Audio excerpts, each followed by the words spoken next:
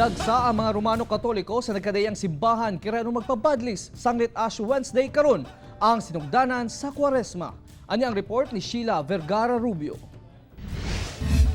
Puno ang Assumption Church sa Torres, Davao City sa mga manimbahay. Ilabi na nga giobserba karong adlaw ang Ash Wednesday, ang sinugdanan sa Lenten season.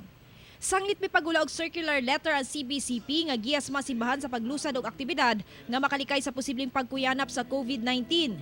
Girekomenda ang pagbudbud sa ulo sa abo. Busa sa mga simbahan, wala nagikruce sa agtang ang abo. But don't worry, no? The Italians are in Rome, that is the way they do it. No? Sprinkling the ashes in the waters. Hinundo na ubang simbahan sa Davao nga sa agtang gihapon gikrus ang abo.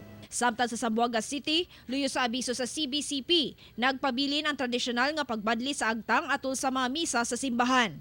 Sumala sa Archdiocese of Zamboanga, nasabutan na kininila tali sa Arsobispo ug sa Council of Clergy sanggit walay natalang kaso sa COVID-19 sa syudad ug sa tibok Zamboanga Peninsula. We made a decision that in the Archdiocese of Zamboanga, we remain practicing the traditional way. Susama sab ang gibuhat sa Ash Wednesday Mass sa Kidapawan City. Sa Our Lady Mediatrix of All Grace Cathedral, mismong si Bishop Jose Colin Bagaforo ang nanguna sa misa ug nagbadlis og abo sa agtang sa mga nanimba. Sa mensahe sa obispo, giawhag niini ang mga deboto nga magampo, maghinulsol ug magbuhat og maayo sa isig katao.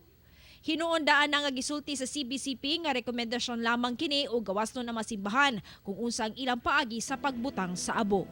Ako si Sheila Vergara Rubio para sa One Mindanao.